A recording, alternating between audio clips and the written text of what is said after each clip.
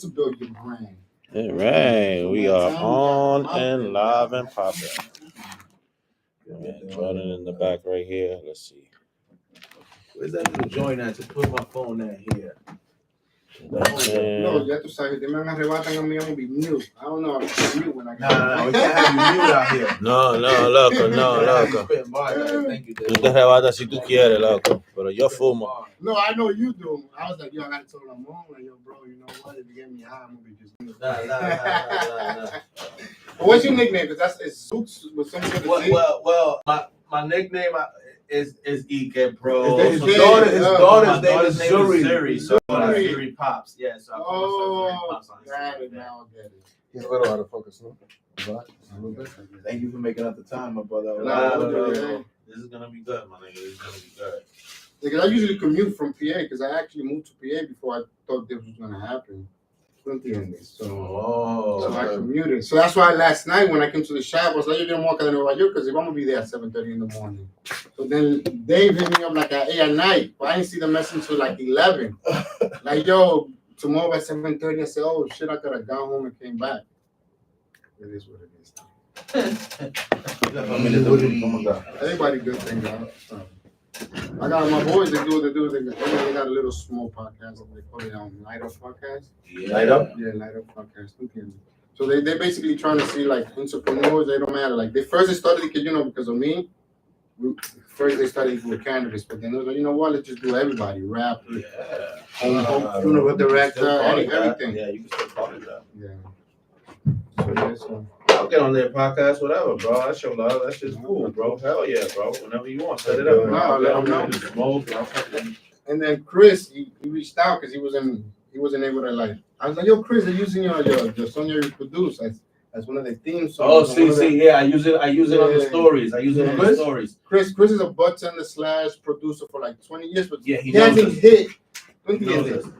So you know how it goes. Like. So lately, I've been using like a lot of like Dykeman, iconic pictures and like the train and all this stuff. And in the story, I use Dykeman songs. Anybody who came out from Dykeman, anybody who's like, nigga, you type in Dykeman and a bunch of like 4 or 5 songs, 8 songs comes out from local artists. So I use those songs. You know what I'm saying? I show them love. Why not? She don't bother. She's just a story. So then he's about to drop a / album mixtape type of thing. Mm-hmm. He's like, yo, Jeff, that's so much love. Tell them if I could go in there, do a podcast and let them know, look, I'm a producer. 20 years in the game. So I got them. They got a little pillow of music in the apparel. So he's like, yo, let them know if I could go in there so I could, obviously, promote them. Plus they setting like a timer for like 30 minutes. He got people from turn off the live. I was on. He got the box under his wing. He got a couple of people under his wing that he's cool with. So that will help him, and then it will help you guys too. Because by him knowing all these people in the industry, let's do it. So I'll let him know. So I'll let him find. I'll be like, yo, hit him up. Because that's what I really wanted to do. I wanted to bring in a couple of my staff members. Yeah, because at the end of the day, everybody talks about Ramon, that the owners of the dispensary. All right, what about the staff? What do you expect from your staff? So I wanted to like bring them in and be like, all right, the future of the cannabis. Because, bro, next time, like again, and this shouldn't be your last time. You can come again. Like this is like a platform by nosotros. So you want to come and bring the whole fucking squad, you can bring them. You can bring another one with you next to you, and we can talk about whatever you want. Like that's the whole point. I don't ever want to feel like you like that. Like I want to use this. That's what this is for, bro. I would say, zoom out a little bit. Okay. Sorry, where you put the notes at, David? In Slack, yeah. Anybody got a lighter? I got a lighter. Yeah, I'm a big smoker, but I got a lighter. You always gotta have it ready. Sorry. You always got to have a lighter ready. You never know you're gonna bump into. Like, yo, you got a light? Yeah, man. All right. What about you? See where his head ends up. No, I'm a lightweight, my brother. Yeah, I'm a lightweight. You know why I choose to be a lightweight? Because yo siempre estaba en un negocio grande. Yeah. I was in the streets, so I always wanted to be focused. ¿Tú entiendes? Estamos hablando que we was talking about 100-piece here, get 50-piece for IG. So I always wanted to be with my mind focused. And then not to get caught off guard. Un policía te para, you got $500,000 in the trunk. Se complica la vaina. Yeah, so you gotta do what you gotta do. I get it. All right, ladies and gentlemen. Or gentlemen, because today is a gentleman in the room. Jordan didn't bring us the ladies, but it's all good. I left them up top. I'm sorry. They spoiled me today. Sí, eso tú. I took the train. I ended up in Brooklyn by mistake. Oh, shit. Yeah, you know how it says the Lancey and exit? So, yo estaba buscando the Lancey, so estaba ahí. I saw your story. I'm crossing the bridge. I said, fuck. That's how Mr. Zerf for. I fucking went to J Street and shit one time. What is that? All right. It's good. How do we sound, Jordan? We sound great, man. We sound great. Perfect. Keep it up. Stay close to the mic, and y'all gonna make me shine, my nigga. All right, perfect. All right, my man Jordan, and then you feeling good? Yes, sir. David? Feeling good. All right, Vlad? Feeling great. Girl. Feeling amazing. Okay. Here, this is how we start the podcast, ladies and gentlemen. What the fuck is the deal, everybody? You already know what it is. It's Ramon Reyes, co-founder and creator of Happy Monkey. You already know we got Vlad. You know, Jordan and David is always in the building. But today, this is another chance for us, ladies and gentlemen, which I love to introduce real legacy to legal. Not only real legacy to legal, like legacy from our hood. You know what I'm saying? So it's always prideful to see somebody who comes from our same background, Dominican, and real example of making it in this city. You know what I'm saying? Like, because again, if you can make it here, you can make it anywhere, right? But this is like when we talk about, you know, legacy and like uptown, right? It's a little bit different than what we would talk about it if you're talking about it from the West Coast style, right? So this is like, for me, this is real dope because not only is real legacy, real legal too. Not only real legal in our neighborhood. You know what I'm saying? Harlem, USA. That's Harlem, where I'm from. USA. That's a big fucking deal. You know what I'm saying? So to be the first to open a legal dispensary anywhere near our hood is a fucking privilege, and to be one of our own is shit that feels in better. The Mecca of Harlem, in the heart of 125th by the Apollo. That's some historic shit. That's some historic shit, man. Some historic shit. So today, you know, we want to introduce legacy to legal. You know, proud husband, proud dad. You know what I mean? Because I stopped to, you know, I got the little one too when I seen you the other day. You're a proud Dominican. You're proud Dominican from uptown. Proud. So happy to introduce, ladies and gentlemen, the humble hustler, Jeffrey Lopez. Thank you for the invite. You know, appreciate it. You know, coming from the streets and being legal, like Ramon said. Yeah, man. It's something amazing, you know. And I appreciate that you guys invited me here, and then y'all gonna open exactly in my hood too, you know. Yeah. Because so when you talk about Dyke, you talk about Harlem, I'm me. You understand? Right. I was born in Harlem Hospital, lived in Harlem, lived in Dykeman, hustled in Dykeman. You know, I've been all over the city, so it's like to do this with you guys right here, right now. It's, you know, it's great. It feels great. Nah, definitely, man. It's an honor to have you here because, you know, I think, you know, especially in this time where we are, it's so important for your peers to give you your flowers, because you just finished telling me before we got on, we're like, we can't look at ourselves in the mirror. You know what I mean? And right now, we're living in history, so we can't see what we accomplished. And like Ramon just said, there will be no second legal dispensary in Harlem. It's only one first ever. Yes. And that's not hitting to everybody right now because it's happening right now. But when there's 10, 20 in the future, it's going to be like, who was the first? And it's so important, especially people from the same industry, to give each other the flowers now and show the respect now, because it's not easy. And, you know what I mean? It's monumental. No, it's true. Crazy monumental. It's history. Like when you talk about the legal cannabis history in the future, Harlem. Oh shit, Jeffrey Lopez. Absolutely. Dominican from uptown, from the streets. Absolutely. So you know it's perfect. That's a big deal, you know. And shout out to your partners. I don't, you know, no, you're the one that's here, so you know, I don't want to like, you know, not make sure. But it's a bit, you know, again, you know, it's somebody like that look like me. Literally, you can ball D, bro. You know what I mean? So to me, it's like no matter how much we've been around and been fighting and been doing our thing, to me, and it's like I told Jeremy, to me, you make it real. You know what I'm saying? Because we could go ahead. Yeah, we all been fighting and we've been going through it with the license. We got the properties. We've done everything. But you're actually operating. That's not a maybe. That's not like, yo, I hope. Like, no, these gentlemen are actually operating, and it's like, oh shit, the shit is real, right? Did it. You know? So it's like it's real for me and it's real for Vlad, and these are things that are tangible, like, oh shit. And you give us inspiration and hope because, somebody that aligns with our value that looks like us is doing it, then it makes it more hopeful and possible that we're going to be able to do it. Absolutely. Absolutely.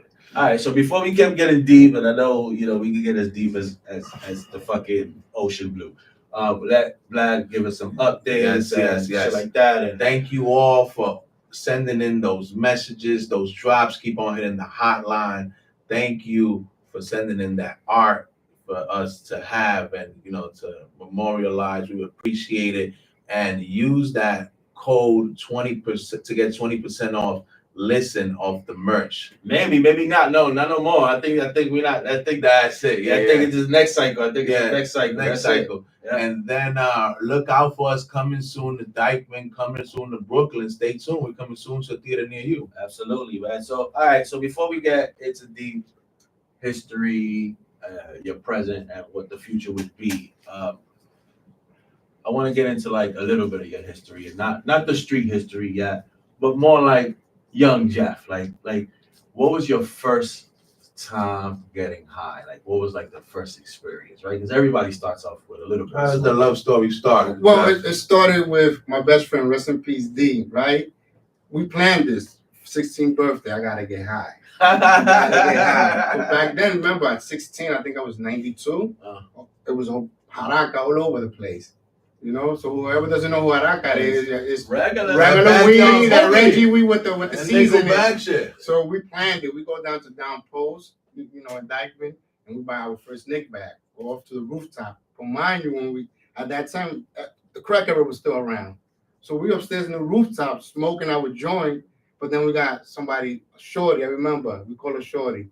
She's like, yo, what the hell y'all doing here? This is my spot. I want to smoke my shit. We're like, no, we want to smoke our shit. And we just getting high while she's getting high, doing her thing. And it was just, at the end of the day, I was like, yo, how the hell are we high or smoking weed, or we high or what the hell? Whatever she was smoking. Right. So that was my first experience smoking weed at 16. In Down Post. So that's crazy because at that point, there weren't Post indictment. Right. There weren't many weed spots. Yeah. Like the Jamaicans was opening little smoke shops, deli. That's what they had. It was either the corner guy and all that type of shit. Back that's what the Jamaicans was doing up in Dykeman. They originally did that all over the Harlem. Absolutely. But to see that happening in Dykeman, like, yo, we got smoke shops now. What was it? Was it a Philly? Was it a joint? No, back then we was Phillies. Back then, the Phillies. Yeah. I still know people to this day that don't give up on their Philly. No matter what, they don't give up on their Philly. I haven't gave out on my Dutch yet, man. I'm still waiting for my Dutch sponsor. You know what I'm saying? So. Well, vanilla. I'm on my vanilla Dutch shit. That's that uptown stuff. Dutch master shit. Yeah, man. One leaf. I've been doing that forever, man. I've been doing that for years. Yeah, even with the Phillies, like, nah, you ain't taking the other paper. Nah, you gotta take the other paper. Yeah, one paper. You gotta taste the weed. That was uptown shit. That made you a little fancy because everybody else around the boroughs were doing the double leaf thing. You know what I mean? Of course, yeah. That one paper shit was the fly shit. It was. So it seems like you've had quite a journey. So let's start at the beginning, Jeff. Where was it at that you first grew up, and tell us, like, how was it coming up uptown, if that's where you started uptown, and where was it, what area? Well, when I was 16, like, when you were a single parent, especially your mother, she always needs help with the bills. So I always, I need help. So I was living in Harlem one time, and I was seeing the Jamaican right there on 41st and 7th Avenue. First place I bought my first ounce there, $50 an ounce, I remember. And I bought an ounce from the Jamaican. Calladito, yo, you can't tell my parents, please do not tell my parents. Had it on lock back then. Don't tell my parents. He was like, yo, what are you gonna do with this? You gonna smoke it? I said, I'm gonna smoke some, but I want to sell it. I want to help my mom pay some bills.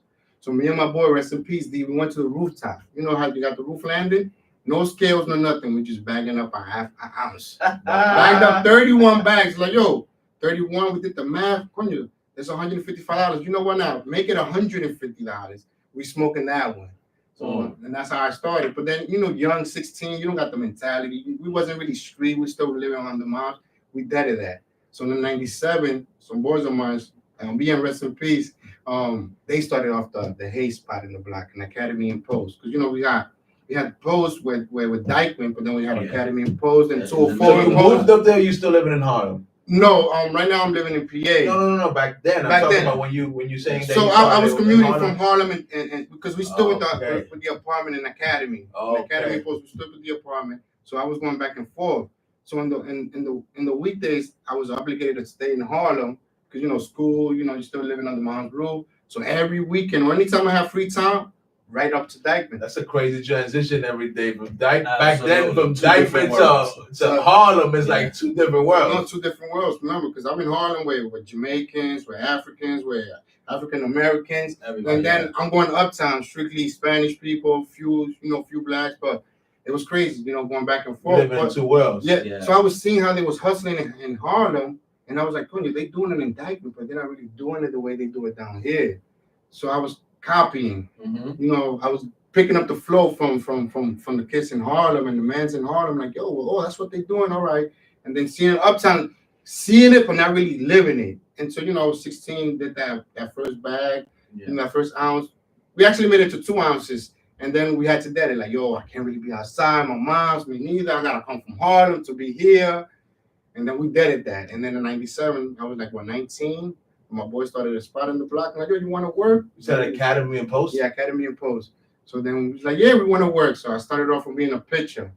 People don't know what a pitcher is. You got to tell people what a pitcher is. Basically, you got to let them know. A pitcher is basically you're the one exchanging the money with the weed, you know, with the pack hand in hand. You're the butt tender. You're the butt tender. That's what I was. You're a butt tender. On the block, you're the butt tender. You're the butt tender. So then when you become the lookout is the person who's looking out for the customers, who's looking out for the cops. Yeah. So, you know, like you're moving up in ranks. Oh, I'm a lookout now. You're a lookout.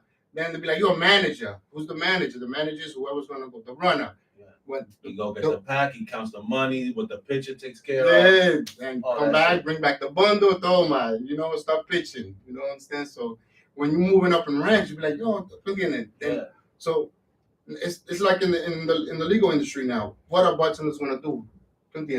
They master all the education about all the cannabis or the hash or the concentrate. What's next? In the streets, what you have next? You want to be the boss now. So how you become the boss? You gotta go venture, baby. That's it. So, you gotta go do your own. Exactly. So, you know, then you learn, like, all right, you sell ounces, you got to stash. You make a couple of dollars, selling a pound, you got to stash. And then when you get a chance, you become a boss by what? By buying work. And people didn't understand that. Like, people don't understand, like, yo, to be the boss, you don't got to get rid of him. Yo, save your money, invest your money. Now you're a boss. Bet on yourself. Exactly. So, what I was fortunate was that I was so loyal and honest that everybody wanted to work with me. So it was like I was always a soldier, but I was always a boss at the same time. Because I wouldn't mind, yo, Vlad will come up to me, Jeff, you want to make a couple of dollars? You're like, yo, we could go down to Florida. And you got a couple of dollars, or you know what, Jeff, I can do what you do in the streets. I'm gonna go to Florida. I'm gonna invest. I'm gonna give you the work. So you know that's how you was able to move up in ranks in the streets. But to me now it's easier because to me anybody could get $5,000, $6,000. Yeah, you go cop. Yeah, and then you freelance. It was harder to cop back then. Because you not only didn't have to have the money, but you had to be trustworthy enough and know who had it because everybody didn't have it and everybody wouldn't sell it to you. Yeah, you weren't getting on Instagram. And then no, especially in 97, 98. You know, and remember back then, even if you try. If you had somebody that's already claiming the block, you ain't doing nothing here. Oh, yeah, it's over. They're not doing nothing. I was talking about that real estate game back then. Yes. You had to own real estate to be able to hustle. Yes. Right now, I see a lot of people, you know, they freelancing. Like, you see 10 people on top of each other just trying to hustle you. And you be like, I got to hold up. Back in the days, like, I'm regulating this. It. Yeah, one spot for the whole radius, for the whole block radius. One spot. So during this era when you are, you know, starting your cannabis entrepreneurship, doing your thing. How is your family looking at the whole cannabis thing? Because you know, I'm Dominican, I know that shit is like No. I got the funniest story. I'm pitching on the block. I'm proud of myself. I'm a pitcher. I'm making $500 a week. My mother's checking me out from across the street because you know where I'm working at is where I grew up. You know, I was raised at. So nobody's calling the cops because you know, son muchachos del blog. It's the kids from the block. Nobody's calling the cops. So I see my mother. I'm like, yo, man, my mother's checking me out all day over there. We clock out at 2 in the morning because at 2 in the morning we clock out. Back in the days, I was like, yo, 2 o'clock in the morning, clock out to the clubs. Yeah. Like, yo, my mother's checking me out. 1:55, I think it was in the morning. What you doing here? I said, nah, I'm just hanging out. No, what do you think? I don't see you all day exchanging. I don't know what the hell you're exchanging. Started beating me up. Bam, bam. Like left, right, she became Mike Tyson. I'm like, oh shit. I'm telling you, in front of everybody. My boy at the time, Q, yo, he was just there laughing. Ya tu sabes. The joke of the black folk for years to this day still. And you remember when Chef Mom came out here, she just beat him up?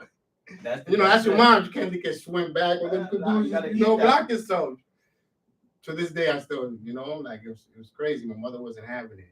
And like to this day, she'd be like, damn, if I ever knew all these years you didn't let me sleep for like 20-something years, because mom going the street. Yeah. It's like if I would have known, I would have never bothered you. Because look at you now, you go on a dispensary legally. Imagínate what the stigma there was. That's crazy. People like, especially Dominicans, looked that shit like that shit was like you was smoking and selling crack. I'm like, yo, mom. That's the way it was looked at back then. It's true. I'm like, yo, mom, but it's the future. She's like, no, it's not. I'm like, yo, esto es el futuro, esto es el futuro. She's like, no, tú lo que tú eres un criminal. I can't believe it. I give you better morals. And you're like, so it's crazy. Y'all both got it, though. Entonces, Jose, you never had a run-in with the biggest gang in New York? Oh, all the time. All the time. I went through the system 26 times, I think it was. I never did real time, but 3 days here, 2 days there, 1 day there. I went through all that. Like, damn, man, I got 70-something hours almost. Like, I'm about to be on. They're going to dismiss my case. Nope. Go upstairs. Like, yo, just leave me down here. 2 more hours. All I need is 2 more hours. Out of there. Damn, now you got to go upstairs. I said, damn. It was tough. Because remember, back then, you have like 300 people in the bookings just for weed. Yo, what you got to go with? Yo, I had a dime. I had a Dutch. I'm like, what you mean you got a dime? I got a Dutch. How many people I saw got arrested just because of having the Dutch? And then taken to the precinct, not knowing, because we didn't know much. Yo, bajate los pantalones, strip down right now, right here. What you mean? I want to find that weed you got. I told you I got no weed. Nah, strip down. But we didn't know the law. We didn't know that. They were just doing whatever they wanted. You go back to the block, like, yo, what they made you do? They took you to the cell. Yeah, they made me strip. You don't know. You're not supposed to do that. I said, what you mean? You're not supposed to get stripped when nah. You going through the bookings. You don't get stripped. What you gonna do? They got you all the way in the corner cell somewhere, and there's 3 6-foot dogs looking at you like, yo, fam. They did it so much they made it normal. Like everybody thought it was normal. It was normal. To me, I thought it was normal. I seen the first 10 people before me. Like, okay, you gotta go in there, bajate los pantalones, cough. Nothing came out. All right, go get out of here. Go back. And it was locking everybody up for weed at an alarming rate. Like it was crazy. I remember the time when they used to post up, like there was the pitcher and the manager. Yeah. Go in the building. To rack everybody up. 20 people. All right, fill the band up. Yo, come back again. But by them doing that, it was actually trying to destroy the block, trying to destroy the business. Because you go to a block and you like, damn, they just sell you to the building, and you see 20 people lined up in handcuffs like that. I ain't never going back over there. When you had the good weed, people were still coming back. They'll complain like, I ain't coming back, but they were still coming back. Still getting arrested, but still come back. What's the craziest thing you saw in that era when it came to like a crazy flow or anything, like, to give people a vision of what kind of action was happening back then up there, as far as like seeing you bring 100 pounds, seeing you bring another 100 pounds, seeing me bringing 100 pounds. Like, yo, how the hell are we gonna get rid of this piece? And they were moving. Type of shit. Like, it was moving. At what price? Because that's another thing. I wasn't the same price right now. What was the prices back then? Well, from 92 to 97, we're talking about $6,000 for a pound. But then again, easy. You as the owner, easy. You being nice. But then you being the owner of the block, you back in the for a dime, when people was complaining, a dime was only 3 to 4 lines, not even a half a gram. $12,000 backed up. You was buying the P at $6,000 because if you're like, yo, if I sell a P, I'm generating I was maybe paying even more than that sometimes. Yeah. even 7, 8. I got to pay $7,200. Yeah, The bro. drought. And the drought. What about those droughts? I miss those droughts. Well, not well. And you know what's crazy? People don't know what a drought is because that don't happen no more. Tell them what happens in the drought in the summer. And the drought is like there's no weed to be found. I'm going to Ramon's block because let me buy your bundles. What you mean? Like I need to stay open. Right. I cannot be a day closed. I need like, how many bundles will you sell me? Like I can only sell you tanto bundles because then I'm gonna be closed. I'm gonna be closed. So and then trying to get a piece at 700-800. That's when you already know. Yeah. I'm buying a piece at 700-800. Them dimes is 3 lines. I don't want to see a dime back half a gram because no way. You're 3 lines of a gram. 3 lines. 0.3 of a gram. 0.3. It's crazy. Easy though. Easy. And then the weed was fluffy, $14,000 a pound. It was retail. So people wanted, there was you was able to really survive. Like between people was running through those pounds at those numbers in dimes and 20s. Yes, running at a dimes and 20s. Lines around the corner. Crazy. No, we got no internet. How did people know this, right? Because that's the whole thing. How did people know, right? Because it was crazy. Like we spoke about this before. I include me in this. We chase, and as a consumer, we chase whatever block had the fire. It don't matter what it was. That shit kind of like took you to whatever. And I'm from 156, 157. So, and we always had the fire there since like 96, 97. But I still chased whatever else. Yeah, because somebody else got a different batch or the better batch, the fresh batch, something. You know what I mean? Now that I know a little bit more, but you just chased whoever got the fire, fam. It was. And that's what. So basically, if you was able to get work in September, August. By the way, you haven't mentioned this is only one straight of weed this whole time. Haze. Just haze. That's it. That was only haze. And then back then, Post had the pellets too. The blue bags. So people, I could imagine, like going back to what you said, people from Connecticut, from different states. I want the blue bag. I want the haze. I want the purple haze. So it's like you said, like no internet, no really nothing. They heard it and just came. And people was making millions of dollars on blocks. Millions of dollars on blocks. In dimes and 20s. In dimes and 20s only. And then they came when ounces really came out was when everybody was. Because at the beginning they wasn't selling no ounces. No, hell no. Because that's how you lock the game. It was strictly dimes and 20s.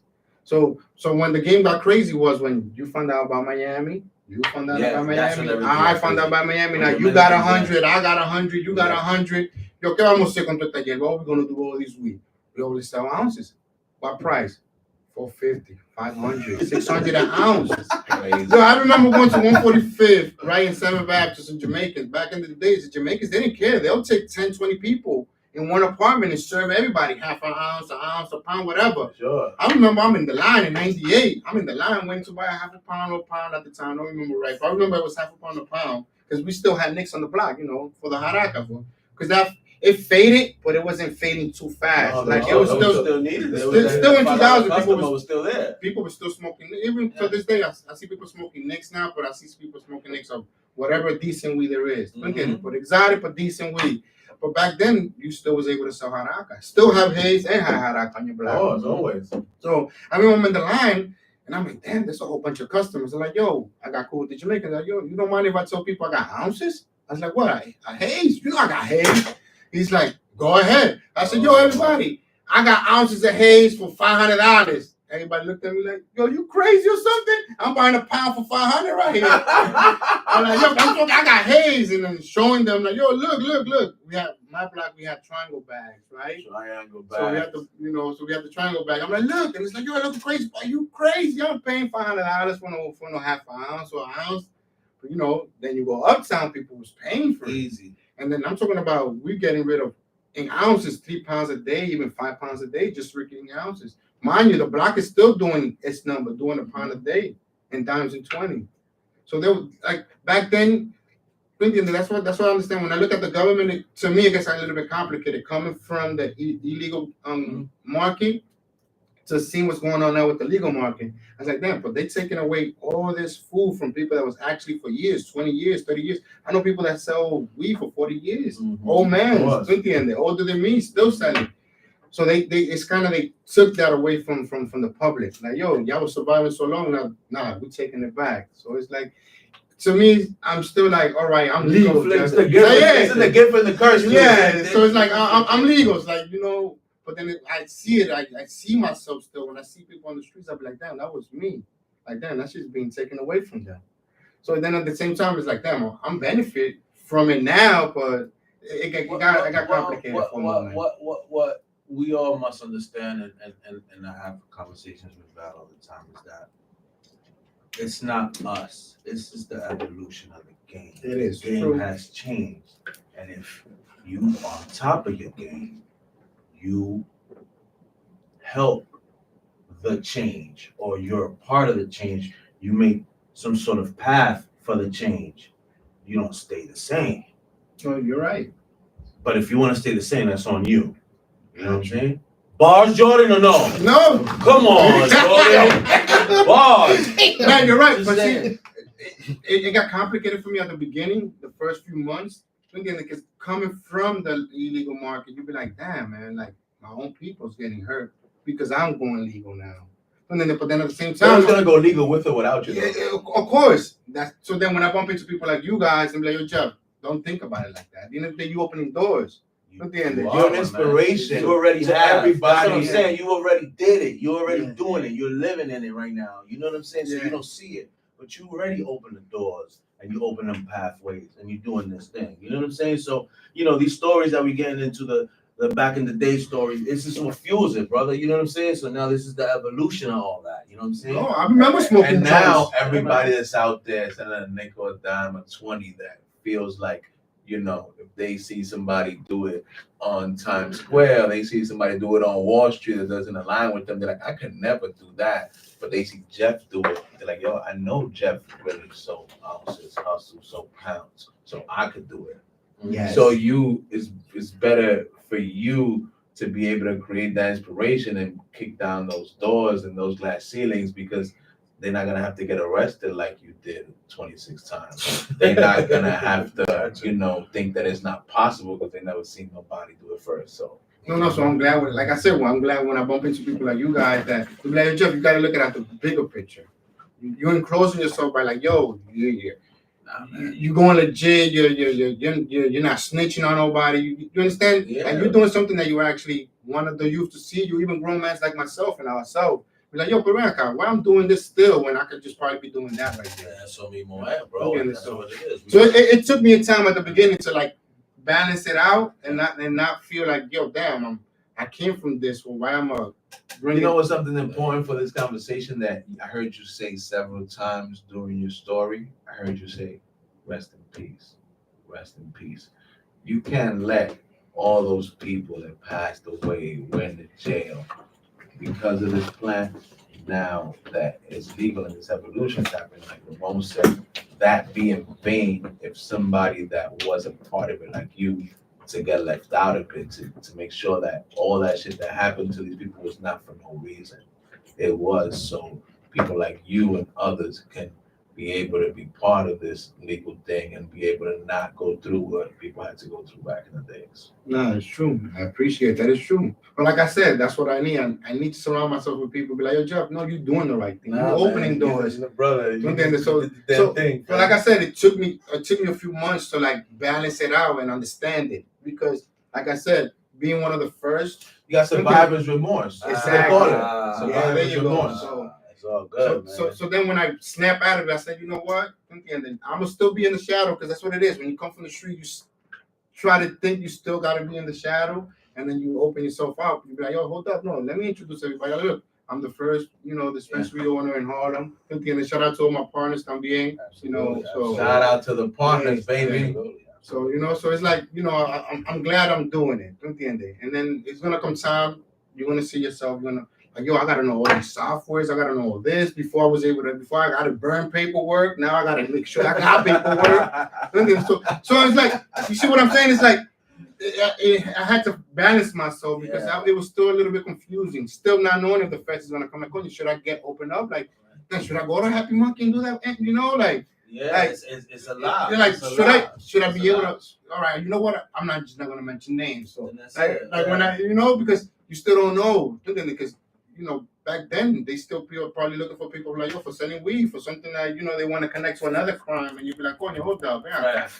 Should I be out there really speaking? You know why? Because I think it's important in that where that comes from, right? Because me and Ramon talked about that the other day, and that's part of this evolution. Yeah, what you said is correct, but the other part is the bad part of the way it was that there's people doing life in jail for weed. There's people that done tons a year, people that got killed, people that got deported, and that's where that paranoia comes from. With this evolution, people are not gonna have to go through that no more. No, you're right. It's true. It's true. Yeah, this is a whole different field, man. So tell me, Jeff, what was it that you started seeing? You talked about the Haraka, the Regs era, then the dominance of the Hayes era for a while. What came after Hayes, and what era was that when you started seeing it go from not just Hayes anymore? 2010, Sour took over. What you mean took over? When I mean took over, everybody wanted to smoke sour. Gas. I want gas. Like a tsunami? Thinking you will open a jar and the whole club. Like, what the hell? Who the hell got that? Like, you wanted to meet that person. Like, yo, where you found that at? What block you getting that from? And then just one little eighth. Not even an eighth. Even a dime of that real sour from back in the days. 2010, it changed, and it kind of it took over the Haze. But then you had that little stigma. Nah, that's what the old school people. Nah, I can't even smoke that in my house. But I still want that Haze. So then you had that battle between the Haze and the sour. Who's gonna be king in New York now? So Haze was always needed, but the sour kind of took over. That's when you saw. Yeah, that's when you saw this new generation. They're gonna be smoking some other shit. Haze is the Haze. And still is reigning to this day. Pero not like it was dominant back then. It still rocks right now, but it was dominant, and it was the end all be all. No, you gotta still give Haze proud, because let's say from 92, 93, 95, when the Haze really blew up, nobody wanted to smoke nothing but Haze. Yeah, for 15 years, like you said. Even a little bit longer, still to this day. No, I'm just saying, but I'm just saying the dominance where there's nothing else. Yeah, we had to have, and then people don't understand, like, yo, you got Haze, but I got the better Haze. Mine looks better. The Haze, no matter where it's at, brother. Even if I got the spot on the block, they got the spot. They selling weed all the time. I chase whoever got the better. What was the numbers for sour when you first started hearing about it in 2010? I ain't gonna lie, 8,000. 9,000. Talk about it. Wow. And then talk about it. How big was that pound though? It was super fluffy, neon green, stinky. Like Blas said, you couldn't even open a dime because you were stinking up the whole place. I remember I paid the first time. It was like 7,500, 7,600, some crazy like that, 7,800, and I was selling 1.5 grams for $50 because it was like 2009, 2000. No, it was like you said, the beginning, like 2007, the beginning, like nobody had it yet. I remember in 2007, I had some plug. They brought me some sour. At the time, I didn't know what sour was. To me, I thought it was like some mango piña looking real nice with a different smell, so my Arizona type thing. And he's like, "Oh, this is the new thing." I'm like, "Yo, people don't want that." I took it. Then I had a boy from down here, from here, from the Lower East Side. Like, "Yo, Jeff, I need sour. I'll pay 8,000. I said, "Don't tell me that." I said, "Don't tell me that, bro, because I just returned a whole bunch of shit that I didn't know what the hell it was." Oh man, it happens. $8,000. When I was getting that, if you could get it, I was getting that 55 because nobody really knew what it was. It smelled nice, but Haze was king. Nobody was knocking down that crown. That 05, 06. Nobody was trying to experiment with nothing else. So then I was so mad because then when I asked the player, like, "Yo, can I get that again?" He's like, "Nah, let's see, you lost your chance. You ain't getting it." You lost your chance. Yow. I even let go of the people because you told me no. I went by why you go. I told you I don't know about the streets. I was tight because I was like, damn, I just missed the opportunity to be king with the sour. So from 2010 to what do you think like Sour had a reign after that? And that's how it came in and rocked 2017. I could say, you know why? Because like 2010 to 2017. Because in 2015, that's when other strains kind of started popping up. Gorilla Grooves. All that. The Gorilla Glue came a little bit later, like almost 2020, 2018. That's when Gorilla Glue. You know, it's funny. That's when we started having Monkey was 2017, and so that was like when shit started. So that's when it started changing. I remember I went to Cali in 2015, and I'm seeing all these strains, like a whole different world. Because remember back then it was only Florida. Yeah, it was going down to Florida. Even when they tried to bring the haze to grow in New York, it wasn't the same. Like Florida had it unlocked. The QBs, again, shout out to the Cubans, they did it. I ain't gonna lie, the Cubans made Dominicans who they are in the game. To me, the haze, as far as haze, yes. When it came to my experience as well, my experience as well, my brother. That's the same exact experience we had. So, that run you said from like the mid '90s to 2010, 90% of the supply was Cuban. They was doing it. So when I go to Cali in 2015 and I'm seeing all these shit, I'm like, yo, bro, why we don't have this back home? Nobody wanted it. And then the new generation. The youngest is stubborn. People don't want to try nothing like this. You know what I know, and that's it. When we used to remember when you first came home, you know what I'm saying? Like that was that little era when we was like the only ones venturing out. Remember, nobody was venturing, getting West Coast stuff, and it was little like Girl Scout cookie, Gorilla Glues, and stuff like that. But everything else, nobody was kind of venturing with it. They wasn't getting no OG Cushes over here. We wasn't Granddaddy Purpin over here. It wasn't none of that stuff back then. New Yorkers are stubborn. They're like haze, sour, and gorilla. No, I remember going to Cali and talking to people. And that's it. He's like, yo, but why you don't want this? I said, nobody wants that. Nobody wants that. What? I'm like, yo, all your stuff is great. I like it. I enjoy it. Gelatos and stuff. I just want sour. I just want sour. Yo, but why you? I say, yo, when New Yorkers say that's what goes. New York want to smoke sour. We want to smoke sour. Like, I'm not gonna go and take that when I know it's like, like introducing a whole. So I took the leap one time in 2015. I said, yo, you know what? I bought 30 pounds of the strain cookie to New York. It was everybody, yo, you bugging. I said, yo, it's gonna come to a time that you're gonna have a menu. Like I was saying earlier, you're gonna have to have a menu. Puta loco. I was like, oh, yo estoy loco. I said, I bet. Look now, everywhere you go, you see a menu. And that was the crazy one. So the vision. Yeah, Can we? I'll rewind it a little bit. Can we take it back, like let's say to the blocks without the block is down flowing. It's the middle of the summer. Shit is rocking.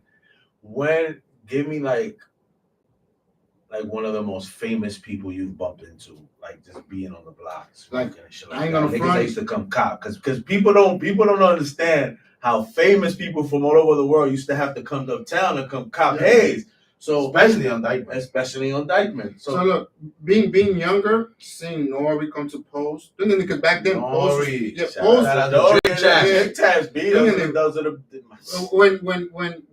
you talk about Deacon Nori at his time when he was in his prime, like yo, Nori's on the block, and you'd be like, oh shit, what that era? Even before that, because that what came in 98. The War Report. When you talk like, yo, Nori's coming to the block and Nas is coming to the block and you're a young kid, 16, 17, like, and then you're like, oh shit, they're really on the block. Black Rob, when he was still in his prime, like, whoa. Like, and then you see that song that he got, I'm up Diamond, and they started throwing bottles. That actually happened to him on the block. Like, they really chased him. I don't know what he did on the block. They chased him down, throwing bottles at him. And then he rapped about it in one of his songs. So when you see that, you be like, oh shit, like, yo, my hood is popping. Like, yeah, hold up. And then when you on the block and you serving the locks, you serving DMX. DMX loved Academy and Post. Because at that time, we were the only one that was actually. DMX, man. Yeah, rest in peace to D. Yo, it's crazy because back then, people didn't know this. Like, we was crewing the weed. What we mean crewing the weed is like we will buy it in Florida, nice and green, but stash it in a closet. In a black bag. In a dark place. And then it gets brown. So then we was like, yo, you know what? When it says brown, we want to tell everybody we got the purple haze. And then it's so, yo, we got the purple haze. And then you see the shit turning brown. Then you see the flakes you know, the leaves a little bit purple, bunch of purple. Now we got the purple haze. So the block got known for purple haze. Academy no really got known for brown, purple haze. That Manhattan brown? That Manhattan brown. Like, people would actually be like, yo, yo, get un bundle. Like, you know, niggas would bring, like, yo, let me get a bundle. Bundles back then was $600. Remember, it was 500 to 600 a bundle. A bundle of 30. You had a mix of dimes and 20s. You had either maybe what 40 bags of dimes and 10 20s. Because you didn't want to have too many 20s outside because you know they get rolled up. Back then you was getting rolled. They used to roll up just for weed. Like they wouldn't even care what the hell. They just wanted to take you for weed. Yeah, it was easy. Yeah, that was the easy. That was the easy one. Cash. They posted up all day, every day. They don't, you know. Yeah. They just got them. So I remember people like, yo, I want a bundle. So, you know, I go, fine, get them a bundle. Fine, get the bundle. Come back. Yo, I told you I don't want this green shit. And smack it back to us. Like, yo, give me that brown one or I don't want my money back. I'll come back when you got the brown. And people were actually tasting that brown haze. Like, they didn't understand that we wasn't buying it brown. We was getting it and holding it in the closet. Like, yo, let's stretch out whatever we got until this turns brown. So my hand brown. Crazy. So don't read DMX, the locks. I just want to give people a little bit of that nostalgia, a little bit, because I don't think they see that anymore, right? I don't think, you know, I don't think rappers are kind of like pulling up to people's blocks like that. You know what I mean? And honestly, you know, that's just not a thing no more. People don't soup up their block like they used to, right? Because back then, you got spots, niggas was putting up barbecues, you were paying stuff for the block, the ice cream truck coming, you paying for ice cream for all the kids, right? So there's like a whole nostalgia when you get to somebody's block, you kind of, you know, you stop and get weed, you buy, eat something, go get a Dutch, you kind of chill on the block for a little bit. You know what I'm saying? So that's why I asked, like, because I know it happened in my hood. I know it definitely happened in yours, right? Definitely. Because I remember the Rough Riders pulling up. Crazy. They used to pull up. When the Rough Rider used to pull up, and then mind you, there was the era too. There was a pickup truck. Like, they used to come with the big truck series. Excuse me, big truck era. Yeah, so it was crazy. So then you had all these pickup trucks coming through to buy weed. Plus you got the Rough Riders with all their motorcycles. Like, yo, what the hell? It's like they used to come and just take over the block. Cop, then hang out for a little bit and just break out. And then it was crazy. Yeah, it was movies. 2002. That was the big truck series. That was with Man Funk Flex. He thought that right now. Everybody was on the big truck shit, man. Niggas was coming hard. Yeah, because at one time Dykeman took over. The Heights was doing it, but then everybody wanted to come to Dykeman. And then it came an era that then the Heights guys somehow they figure it out, and then the Heights was popping quickly. Like 174, I think, and then 173rd, 169, all those blocks they started popping. 184, like everybody, like yo, now everybody's going up, everybody going to the Heights. The Dykeman had a wow. No, we had it on a lot. 204, Sherman, Academy, Familia. No, we had it on a lot, but at one time it just faded to the Heights. It just went to the Heights. Dykeman still had it. But it went. It was spread out now. Like the guys from the Heights figure it out. Like, yo, wait, how the hell Dykeman got in on lap with the haze? Well, it's also because there was a mesh of people, right? Like it's like Kev and them, right? Kev was mixed with other blocks, and it was the same with like the Dykeman guys. There was some Dykeman guys that came down to the other blocks too, and they started up and helped other spots and opened up their own shit. And like in my block, right, there was some Dykeman guys. So it was like. That's it, like the fusion. That's it. It was on. Like it was too condensed there in Dykeman that niggas was like, fuck it, we're gonna go to other blocks and figure it out and from what I hear, like when it first set off with the exotics, right, when it was like right before Hayes Hawaiian, it started off like 174 and Audubon, and then when the Hayes era went to Dykeman. Yes, you're right. It's true. 174 still to this day. Ruben 174. That's who says that's what everybody mentions. And my cousin and them Wandan, OG, Chuck, those are rest in peace, Wando, Chuck, and all those. Those are my cousins. So so being from Dykeman, they from the Heights is like. It was a little bit crazy. It became a movie. Like hold up, he's in Dykeman, we in the Heights. So then, like you said, it's true. People from Dykeman started connecting with people from the Heights. Like, yo, you know what? I can help you move some pounds. You think un bloque? Yeah. And that's how. Especially as the volume started going up, like you said, everybody get 100 pounds. You need more places to get rid of it. Exactly. So that's how the Heights really like blew up. Like now, you're not only just buying and typing your pounds. Now, niggas from Dykeman is helping you go down to Miami. You buy your pounds down there too, but you still gotta buy from me though. Yeah. I'll take you and buy. You can buy 50 pounds, but then the rest of the pounds you gotta buy from me in Uptown. You gotta get it from me Uptown. So that's how it kind of blew up. Everybody connecting, like you said. Everybody connects. So when did you see it go? You said you saw the haze, the regs, the haze, the sour, and then you started. You say you got the Girl Scout cookies. When did you start seeing it go to like 32 flavors and 2017. Yeah, when the Gorilla Glue came in, it kind of like blew up. Like everybody started understanding, like, yo, you know what? There's other weed besides just Gorilla Glue, besides sour, besides haze. Niggas took trips to Cali already. And then Cali people started coming in themselves, like explore. Like they stuck over there with 500 pounds. Like, yo, let's go to New York ourselves. And I've met people like you. I just bumped into a Cali plug. Like, well, how? Like, I don't know. I was smoking. He's like, yo, I got something you want to try? And we started talking. De repente, I got a store which was like 200 pounds. So, like, what? Like, yeah. And then from shit. Yeah. Shit. And then people going out there like, yo, you know what? What price is that? 1,200 for what? Yeah, this is outdoor though, but it's 1,200. Dame. So how much is this? This is 1,600. People didn't even know the difference. No, they didn't. Like, that's another thing. Nobody knew outdoor like that. I'm gonna tell you over here.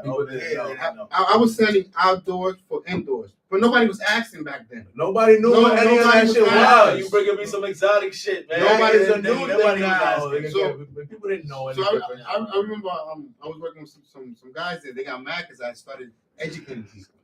Because I got 200-300 pounds with me, indoor, debs and outdoors. So how can I tell these people how I'm gonna sell this? I can't sell all this to the same price. I one time you was getting away with it, but then you was able to tell the difference, the bud, like the structure of the bud. The outdoor was a little bit longer, the indoors were a little bit chunkier. Damn, and then the smell was a little bit more different. I said, I'm gonna have to start telling people, yo, look, I got indoors for 6,000. I got this right here, even though it was depth, like this is greenhouse, I got it for 5 and change. I got this outdoor for 4 and change. So, like, yo, Jeff, you telling me, but you sell this for me $6,000 before? I said, yeah, that's before. But now look, now I got outdoor, now I got greenhouse, now I got indoors. Like it's different prices, and that kind of like changed the game because now you got Cali that you were able to get cheaper with. And remember, you was going to Florida, you buying a pound no less than $4,000. Mind you, then you got to pay for the trip, $300 a pound. By the time it makes it to Uptown, it was $4,500. Then that's why I was able to sell it at 6,000, 6 and change. But at the beginning it was higher, 6,900, 6,800, 6,600. Like you was probably, you pay so many $100 less. Hold up, and let me get 10 pounds now. Oh yeah, $100 made a lot of difference back then. So then when that came in, that you had to like give different prices. The indoors is one price, greenhouse is one price. Outdoors, even if you was telling people like this is like that. Yeah, it was closest to the greenhouse as possible. So you was able to charge an extra $500, $600. So it got crazy. And after that, once that started happening, the haze started going down. So then it became a race to the bottom. Yeah. It did. So when during this journey were you like, started thinking about doing other things or, getting into the legal thing or whatever? What was the next chapter for Jeff after this whole era? Now there's 32 flavors, the race to the bottom. So mind you, 97, that's when I said, yo, ya to declarado, I'm going to be a pitcher, I'm going to be a lookout, one day I'm going to be the boss. That was 97. So in 2017, I'm going to Cali. Bump into a old school. Yo, Jeff, look, tengo un dinero. You want to do your thing? You go to Cali, buy the piece, you figure out how many points you're going to make. I just want you to bring me, I'm going to give you the money, I'm going to bring you the P. I get caught up in the airport with the money. I'm like, damn, man. And shit, I got 4 kids, I got a wife. I just bought a house not so long ago. So I was like, yo, I got to lay back. Like my era, now I'm a little scared because now I'm bumping into the DEA. Like, never bump into DEA. Like, it was always like local narcotic cops. So I'm like, damn, I got to change my life around. So then I decided to become a realtor, moved to PA, became a realtor. So, but still have my foot in and out. ¿Tú entiendes? Because every time it wasn't full time. Yeah, full time. You got something else that is your bread and butter. ¿Tú entiendes? So, you don't gotta do everything. You do what you want. Know what you gotta do. So then I was like, every time I come to the city, I was bumping into yo, Jeff, tengo un trabajo. What's up? I said, damn, I'm doing. So, like, yo, how many? Like, yo, hold up. Yo, how many pounds you think you need right now? Yo, I think I need them. Fine.